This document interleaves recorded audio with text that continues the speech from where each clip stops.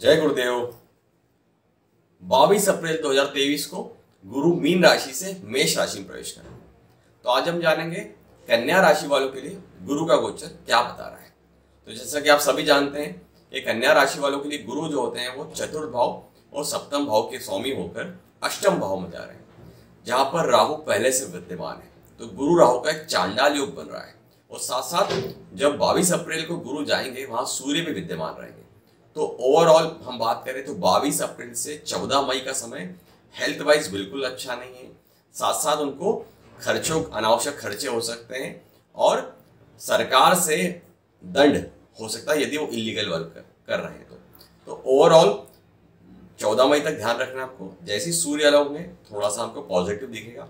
इसके अलावा गुरु राहु का चांडाल योग तो बना ही है, तो अष्टम स्थान पर गुरु राहु का चांडाल योग इज हम बात करेंगे वो एक पॉजिटिव बात करें तो मेजर ट्रांसफॉर्मेशन होने वाला जीवन में, और निगेटिव यदि बात करें तो आकस्मिक घटना जीवन में घट सकती है। वो ओवरऑल डिपेंड करेगा कुंडली के ऊपर, लेकिन यदि हम इसको समझें तो अष्टम भाव जो होता है वो आकस्मिक घटना आकस्मिक इवेंट का स्थान है। तो ओवरऑल आपके कर्मा के ऊपर डिपेंड करेगा, साथ साथ आपकी कुंडली के ऊपर। बट गुरु राहु का चांडाल योग का हमको प्रभाव को यदि कम करना है तो आपको मेडिटेशन याद से करें। इट्स बेस्ट रेमेडी फॉर कन्या राशि। ध्यान करें, पूजा पाठ करें, और अष्टम में है तो यदि आप रिसर्च बेस्ड कोई काम कर रहे हैं तो काफ़ी आपके लिए बेनिफिशियल है, कोई खोजबीन वाला काम कर रहे हैं। इसके अलावा यदि हम उपाय की बात करें तो हम अंत में डिटेल में उपाय पर बात करेंगे, क्या प्रिकॉशन रखना है इसके बारे में बात करेंगे। तो अब हम जर्नी को शुरुआत करते हैं। हम एक एक पहलू पे बात करने वाले हैं। तो हमारा सब में पहला जो पॉइंट है वो है करियर। तो करियर वाइज ये समय है, मैं बात करूं यदि आप जॉब में हैं तो आपके लिए काफ़ी बेनिफिशियल हो सकता है। आपकी लाइफ में करियर वाइज एक चेंज आने वाला है, आपके इनकम में ग्रोथ होने वाली है। और यदि आप बिजनेस में हैं तो यहाँ थोड़ा सा सावधानी रखना है, खासकर हमको 30 अक्टूबर 2023 तक। जैसे ही राहु बदलेंगे राशि तो हमारे लिए वो पॉजिटिव हो जाएगा यदि आप बिजनेस में। तो इसके अलावा यदि आप कोई रिसर्च बेस्ड काम कर रहे हैं वहाँ पर भी आपके लिए फायदा है। और जो भी काम करें उसमें पूरे प्लान के साथ पूरा अपना एक फोकस होकर काम करें तो बेहतर रिजल्ट मिल सकते हैं। निगेटिविटी तब दिखती है जब कोई लापरवाही करी हो या कोई हमने काम पे प्रॉपर वर्कआउट नहीं करा है, तो इंसल्ट भी हो सकती है।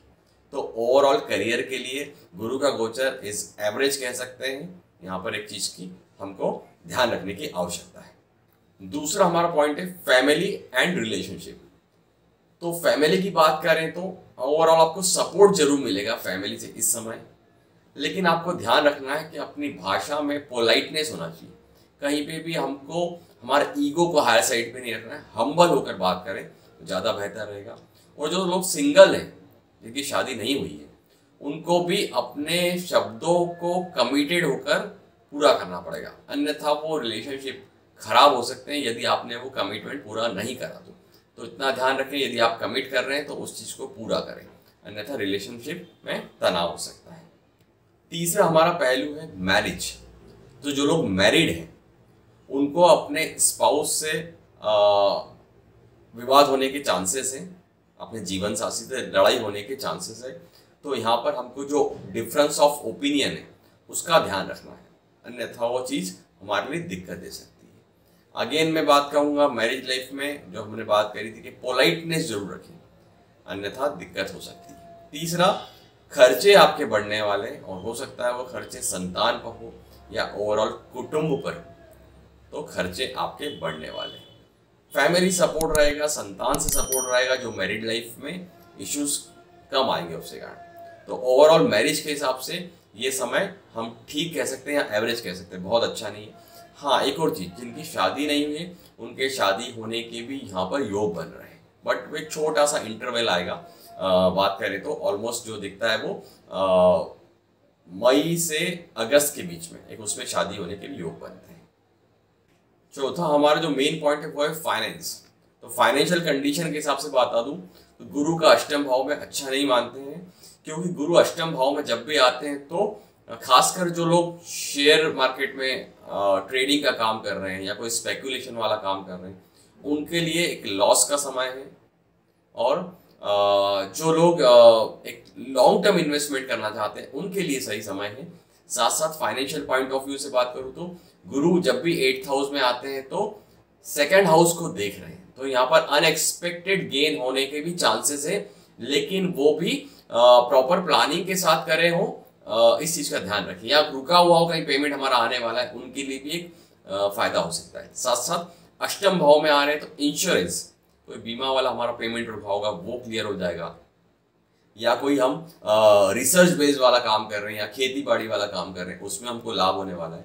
बट एक चीज का मैं जरूर आपको एक बताऊंगा कि आप जो भी काम करें इस बार प्रॉपर प्लानिंग के साथ करें, और शेयर मार्केट स्पेकुलेशन वाले बिजनेस से ट्रेडिंग वाला काम ना करें, वो आपको लॉस दे सकता है। नेक्स्ट हमारा जो पहलू है वो है एजुकेशन। तो जो लोग विद्यार्थी हैं उनके लिए ये जो गोचर है वो पॉजिटिव भी है। पॉजिटिव किस सेंस में, यदि कोई वो रिसर्च बेस्ड वाला काम कर रहे हैं उसमें उनको न्यू इनोवेटिव आइडियाज आएंगे, वो फायदेमंद दिखता है। इसके अलावा फोकस बहुत ज्यादा करना पड़ेगा आपको, क्योंकि अष्टम भाव में गुरु है तो वहां पर राहु के साथ है, तो आपको फोकस करना पड़ेगा, आपको मेडिटेशन करना पड़ेगा, आपको अपने आप को फोर्सफुली पढ़ाई के लिए ड्राइवन करना पड़ेगा, तो जाके आपकी पढ़ाई में बेनिफिट हमको दिखता है। अदरवाइज यहाँ पर गुरु का अष्टम भाव में एजुकेशन के हिसाब से अच्छे नहीं मानते। हाँ, यदि आप विदेश जाना चाह रहे हैं, वहाँ पे एजुकेशन करना चाहते हैं तो काफ़ी बेहतर है, क्योंकि राहु भी वहीं पर बैठे हैं अष्टम में और गुरु भी साथ में, तो विदेश जाने के लिए अवसर सही है। साथ साथ कोई रिसर्च बेस्ड काम आप पढ़ रहे हैं, लाइक PhD कर रहे हैं, या कोई ऐसा वर्क जिसमें आप खोजबीन कर रहे हैं, तो वो आपकी खोजबीन पूरी होने वाली है और वहाँ पे आपकी काम की सराहना होने वाली है। तो आप इस चीज़ का हम बात करें एजुकेशन के लिए गुरु का गोचर एक एवरेज कह सकते हैं। अंत में हमारा जो पॉइंट है वो है हेल्थ। तो हेल्थ के लिए मैं बात करूँ, अष्टम में गुरु का गोचर अच्छा नहीं मानते, तो आपको अपने जो रूटीन है उसको एक प्लान करना पड़ेगा, उसमें योगा को ऐड करना पड़ेगा, अपनी डाइट में आप फाइबर वाली चीजें लें, पानी का इंटेक बढ़ा दें, और consumption of liquor and alcohol you should must avoid this समय।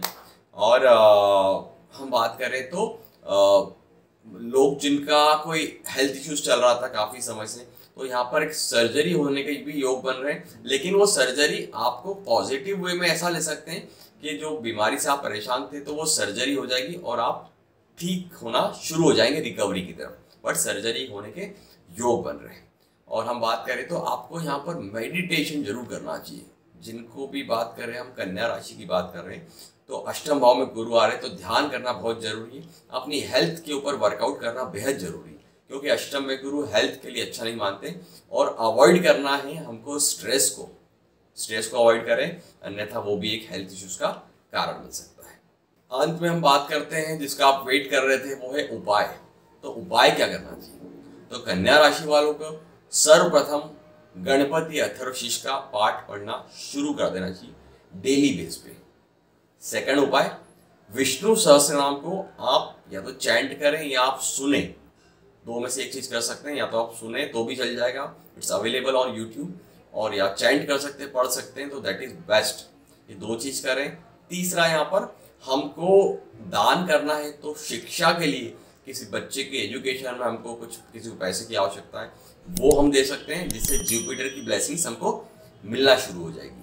और सब में लास्ट जो उपाय है वो है ध्यान। मेडिटेशन करें डेली बेस पे, उससे गुरु राहु का जो चांडाल योग बना हुआ है उसमें भी हमको सकारात्मक रिजल्ट मिलेंगे, और कुंडलिनी जागरण का समय है और निगेटिव इफेक्ट्स खत्म हो जाएंगे। तो ये उपाय यदि आप करते हैं तो आपके लिए गुरु राहु का निगेटिव इफेक्ट भी नहीं आएगा और सकारात्मक रिजल्ट मिलने लग जाएंगे। जय गुरुदेव।